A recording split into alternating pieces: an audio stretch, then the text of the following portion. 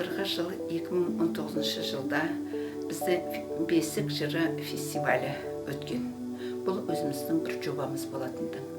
Аналар бір қолымен бесік тербетсе, екінші қолмен әлемді тербетеді дейді. Енді биылғы жылы осы бесік жырын алыстан, қашықтықтан сіздерге жіберіп отырмыз. Бұндағы мақсатымыз неде? Әрбір ұлттың, біздің этномәдени орталықтарының әрбіреуі өзінің тілінде бесік жырын айтқанмен барлығының түбі бір баланы тәрбиелеу, балаға тәрбие беру, баланың өскенін көру. Сондықтан осы бесік жырын сіздер қабыл алыңыздар. Әр тілде барлық этномәдени орталықтардың бесік жырын тыңдаңыздар.